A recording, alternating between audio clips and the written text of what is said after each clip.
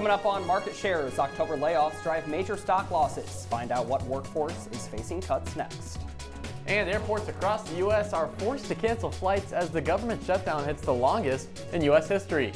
How this could impact your holiday season. And Zohran Mamdani is elected mayor of New York City. But will he be able to deliver on price-cutting promises? Hold on to your wallet because Market Shares starts right now.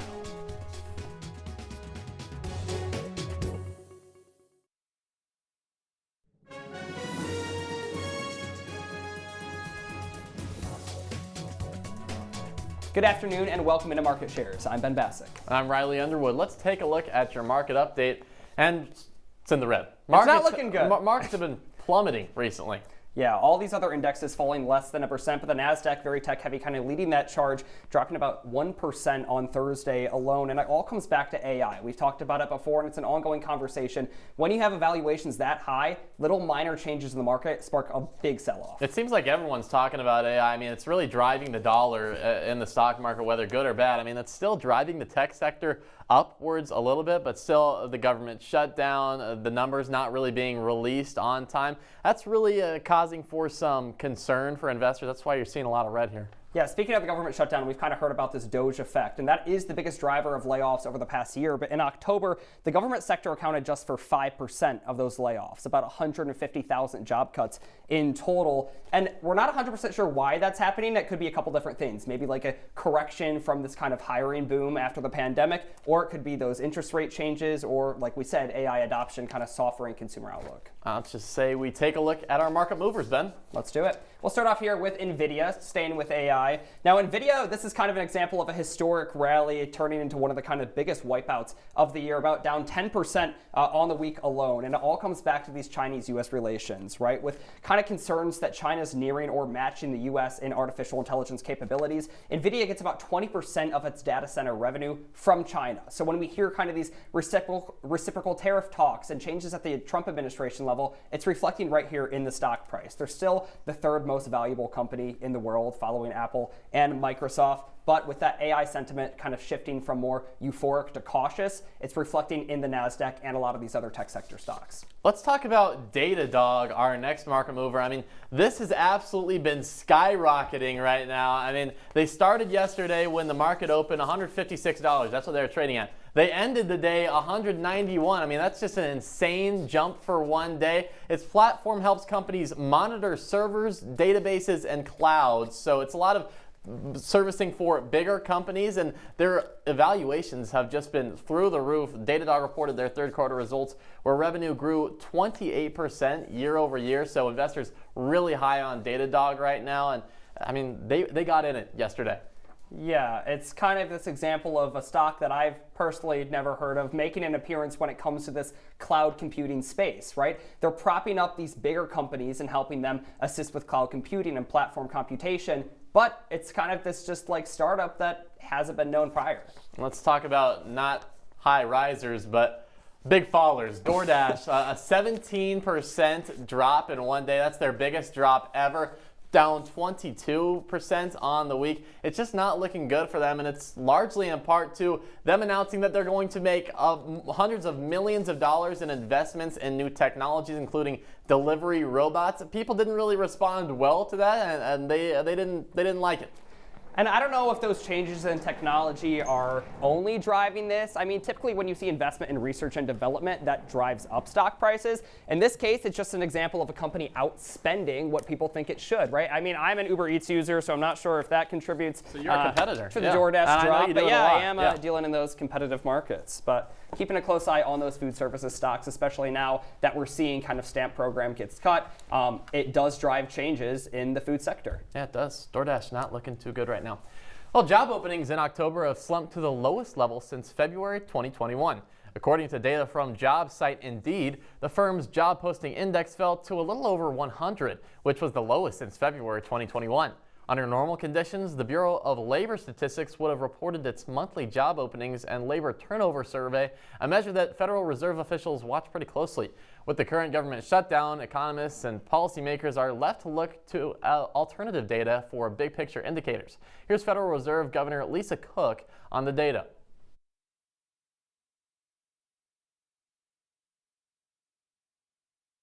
The longer the shutdown lasts, the more data could be disrupted. However, we are not flying blind. The staff at the Federal Reserve and I use a wide variety of data from administrative sources and various private sector providers to continually evaluate the state of the economy in real time. That practice has become essential in recent weeks, given the lack of official releases. Now, we were expecting the non-farm payroll report to publish today, but on day 37 of the government shutdown, those timelines are changing. Economists expected the Bureau of Labor Statistics count to show a decline of 60,000 jobs and an increase in unemployment to 4.5% in October. And a brand new report by Challenger is showing layoff announcements are hitting their highest level for October in over 20 years. It's painting a picture of a job market that's currently falling. U.S.-based employers announced over 153,000 job cuts in October, more than any October since 2003. When you look at how this compares to a year earlier, it's more than tripled. The highest level of layoffs are coming from the tech sector amid a huge time of restructuring due to AI.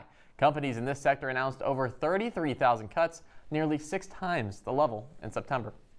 Well, let's move over to the Big Apple. Democratic socialist Zohran Mamdani won New York City's mayoral election on Tuesday. His progressive platform outlines big promises for New Yorkers, but can he work with the legislature in Albany to deliver on those promises? Our Chloe Pusey is in studio to tell us what his ambitious plans mean for the biggest economy in the United States. Chloe? Thanks, Ben. Although he'll be inaugurated in January, Mamdani's campaign continues to be centered around making New York City more affordable. Mamdani said the day before the election, quote, "The first day I spend at City Hall will be very much like the last day I spent at City Hall. It will be focused on the cost of living crisis," end quote.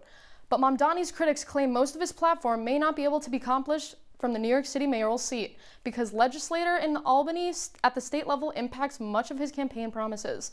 Here he is in his first victory speech expressing his future endeavors. Central to that vision will be the most ambitious agenda to tackle the cost of living crisis that this city has seen since the days of Fiorella LaGuardia.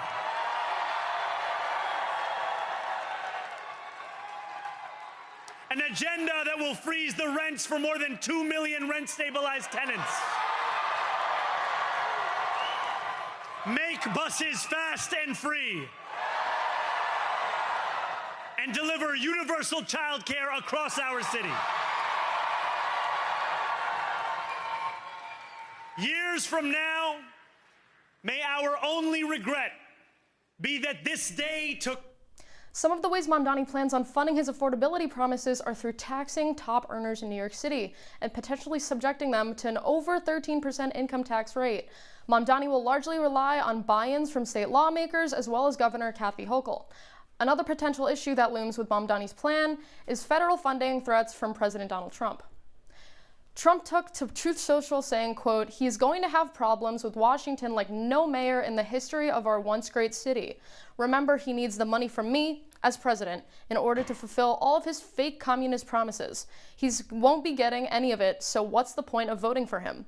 This ideology has failed always for thousands of years. It will fail again, and that's guaranteed," end quote. As New York City awaits Mamdani's mayoral term, only time will tell whether he can fulfill his campaign promises. Ben and Riley, back to you guys at the desk. Thank you so much, Chloe. Well, coming up on Market Shares, the Supreme Court just heard arguments over President Trump's sweeping global tariffs. How much this could cost the U.S. after the break. Life doesn't always give you time to change the outcome. Prediabetes does. 1 in 3 adults has prediabetes, but with early diagnosis, prediabetes can be reversed. And you can change the outcome. Take the 1-minute prediabetes risk test today. Go to doihaveprediabetes.org. Jason, let's go see your room.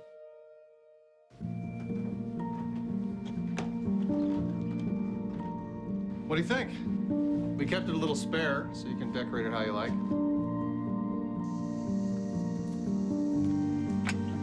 Dinner! Go? Excellent. Suckers. Yeah, I saw you guys out there. We're the family. Yeah! Oh, I thought you were on my team.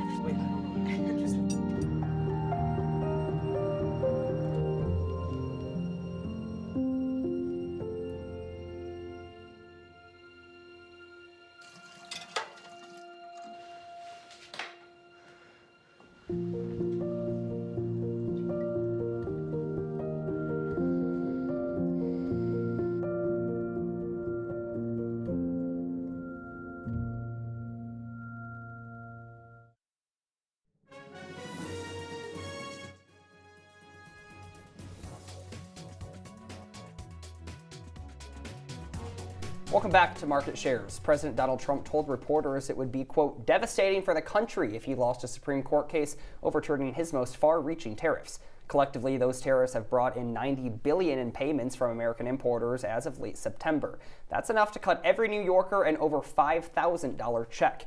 Market Shares analyst Vanessa Shimoni joins us with the details of how that court hearing went. Vanessa?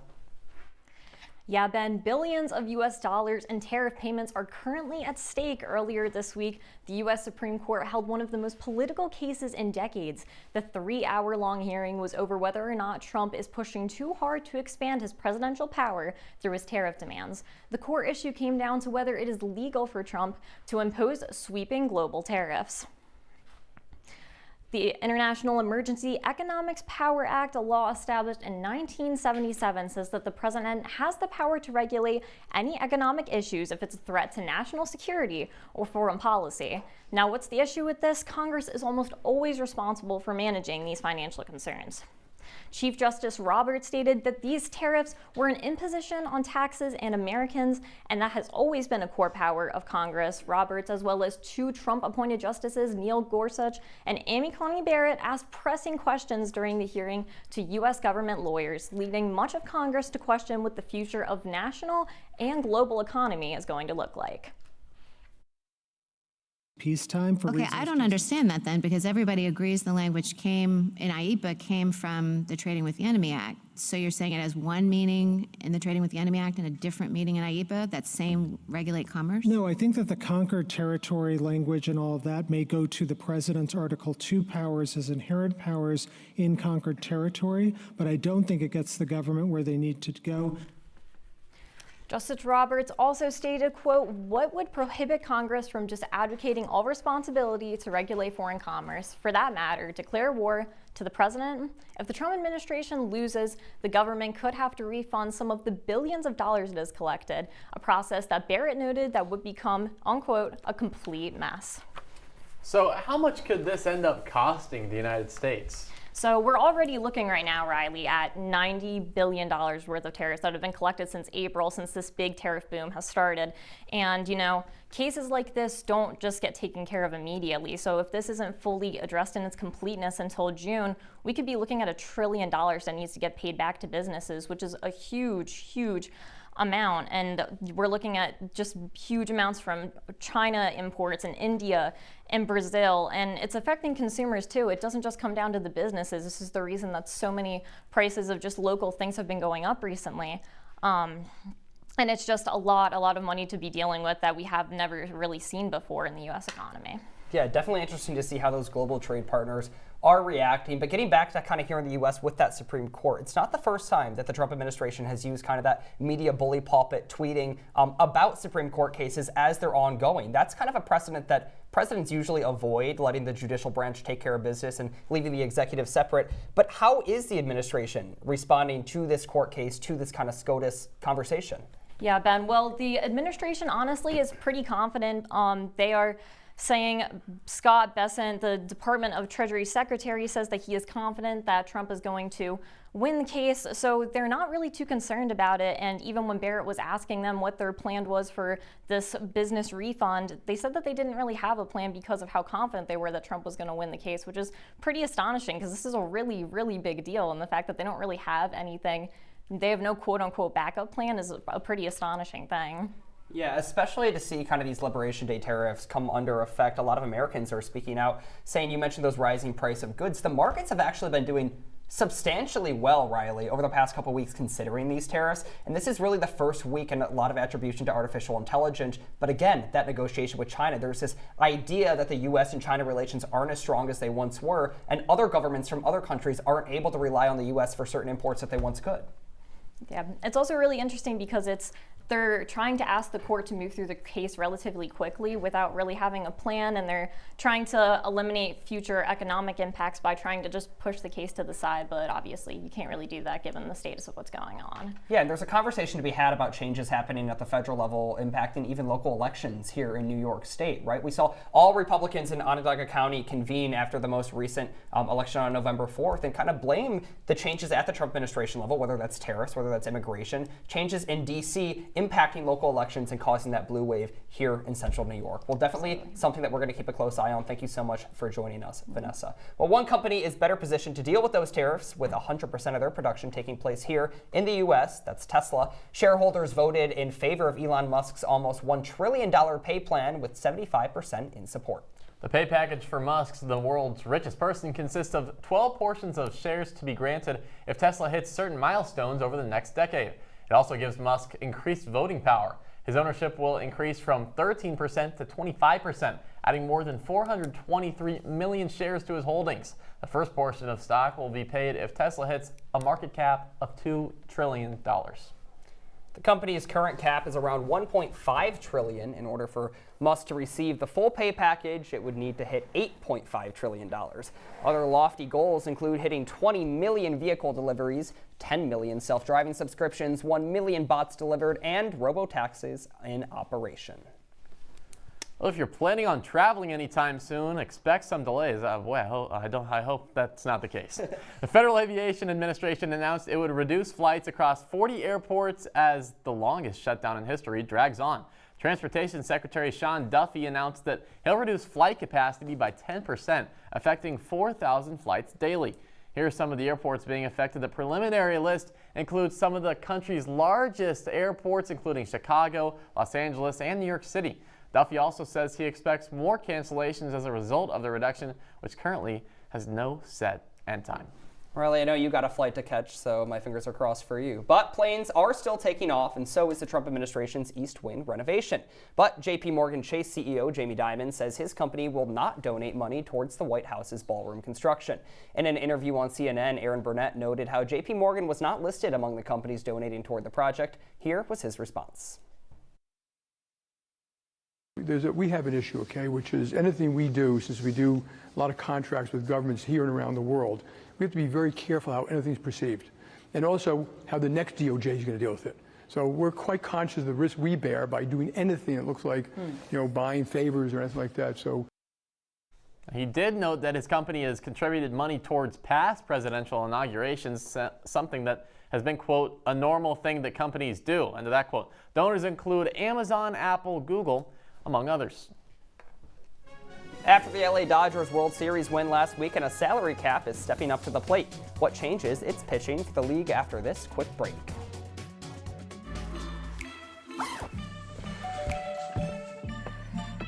Yo, camping buddy. Okay, you guys ready? Dude, I thought you were driving. I thought you were driving. Oh, I never said I was driving. I definitely can't drive. Okay. If you're high, just don't drive. It's illegal everywhere. If you feel different, you drive different.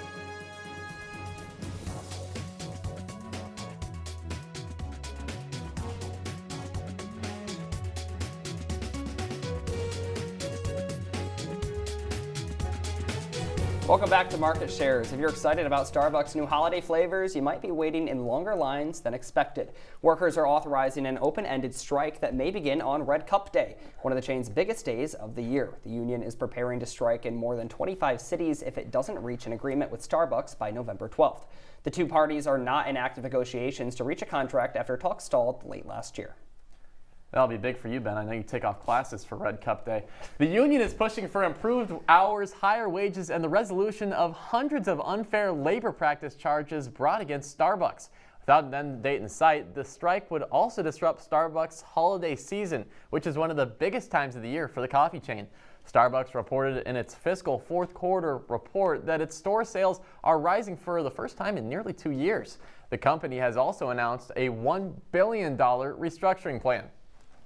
Riley, this might be bigger news for you. ESPN Bet will be no more in a matter of weeks. Disney's ESPN and Penn Entertainment are ending their sports betting partnership 8 years earlier than planned. The partnership began back in 2023 and rebranded Penn Sportsbook, then known as Barstool Sportsbook, to ESPN Bet. Under the deal, Penn would pay $150 million per year for 10 years, plus warrants to buy Penn stock, for the right to use the ESPN name and branding. However, ESPN Bet struggled to gain market share. Their partnership allowed for either company to end the agreement after 3 years if performance thresholds were not met. But the deal is ending after just 2 years and a month before the end of the NFL regular season.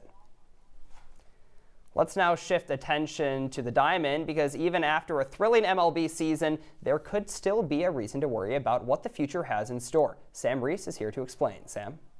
Yeah, that's right, Ben. We're now 6 days removed from the Dodgers' dramatic World Series triumph over the Blue Jays to win their second consecutive title. And while MLB's offseason is just underway, that means it's already time to discuss future labor negotiations and the debate of whether or not a salary cap should be in place. Unlike all of the other major professional leagues in the United States, MLB continues to be the only one that does not implement a salary cap. Instead, the league implements a luxury tax system. So rather than a limit on team payroll, clubs that exceed a set threshold are allowed to do so, but must pay a tax on the overage. Now, the Dodgers are the prime example of a team who have continually gone past that threshold, with reports of LA's payroll being right around $350 million this year. Several owners of smaller market teams claim that this actually gives it an advantage compared to the smaller markets, right? So the smaller market owners are saying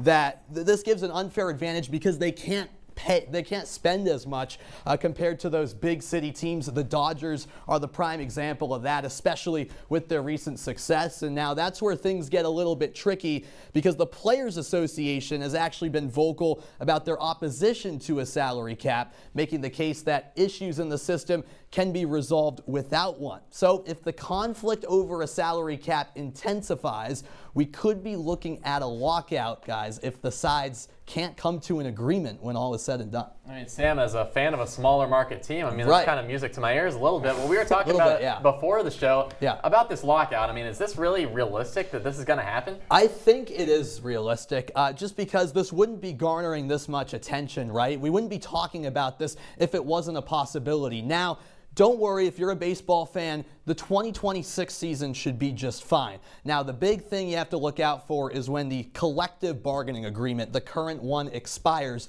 which will be December 1st of next year. If the sides can't come to an agreement by then, the 2027 season is the one you could be worried about, where a lockout could come into effect, and deciding how long, depending on how long it takes for the sides to reach an agreement, that could mean no baseball for part of, if not all of the 2027 season, which is crazy to think about. Sam, how much does the Dodgers winning kind of another title increase the odds of a lockout and a salary cap that's going to be imposed? Definitely big time, because the Dodgers continue to spend more and more money, right? They were reported to have a payroll of around $350 million this season. That's what happens when you have those huge contracts you're paying to superstars like Shohei Ohtani. Yamamoto was a star as well. He's getting a boatload of money. And the Dodgers are the first MLB team since 2000, right? 25 years to win back-to-back titles. So since they are a big market team that has that advantage with spending more money, it gives more leverage to the owners of the smaller market teams, saying, look, this is not fair. They had the upper hand on us because they can spend all this money on all this star talent. So that's why I think we're more and more close to the possibility of a salary cap being implemented. No, and the other major sports leagues in the U.S., this can't happen. You don't have that many stars on the field because you simply can't afford it. So what would a salary cap kind of look like in the major leagues? And do you think this is really going to happen? I think it could happen. I still don't think it will because the Players Association is very vocal about how they're actually, a majority of them are against it, because from a player's perspective, a salary cap means that there's, a cutoff, right? So each team can only spend a certain amount of money. So obviously these guys make enough money, but it would put a limit on that, which is not a good idea to the players. For the owners of the smaller market teams, again, it's a little bit of a different story. But I think if a salary cap was to be implemented, it would take a little bit of time for that to really come into true effect. Because what are you going to do? Make the Dodgers get rid of half of their team? I don't know how realistic that is. And again, MLB is thriving right now. Ratings through the roof. I really don't think the lack of salary cap is a huge issue at this moment in time, despite the Dodgers winning again. Now, Sam, just wrapping up here. Yeah. Is it a good idea? I personally don't think so. I really don't. Again, I think different changes can be made and had been made in MLB to boost popularity. I don't think salary cap is the issue. Things like implementing the pitch clock. The ratings are through the roof right now. The sport's very popular, and I don't think a salary cap is needed. It's a free market. Let them earn what they earn. Yeah, Success brings profit. Exactly right. Well, coming up on Market Shares, New York City's billion-dollar running boom isn't slowing down anytime soon. How much money the New York City Marathon brought to the Big Apple when we return. I'm an actor in an ad that was given 12 seconds to remind you that if you're high, just don't drive. Because if you feel different, you drive different. It's illegal to drive high everywhere anyway. When they test you, stand firm and move only when you hear the seatbelt click that says they're buckled in for the drive. Never give up till they buckle up. Welcome to my house. Lately, not my happy place. Everybody's pretty tired of each other. The parents were not themselves. My little brothers were morphing into small creatures. The walls were closing in. Clearly, a case of too much family, too close, 24/7. And there's a lot of that going around right now. If this sounds like your house, try going someplace new. YourLifeYourVoice.org. You'll find lots of ideas to help you handle the family stresses of being confined to close quarters. YourLifeYourVoice.org. It might not get you out of the house.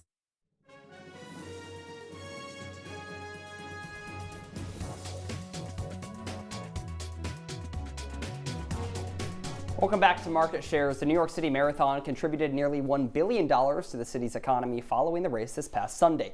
Tourism, participation fees, and job opportunities all added to that economic boost. The ongoing running boom has made the popular race even more popular. Around 55,000 people ran with an audience of nearly 2 million. Perhaps even harder than the run itself is the application process, having a 3% acceptance rate. I mean, that's crazy. You think you could make it? No, not a chance. I have a couple questions for a couple of these people, right? Because let's hear them. How crazy do you have to be to say, yeah, I'll volunteer, I'll apply, I want to run this marathon?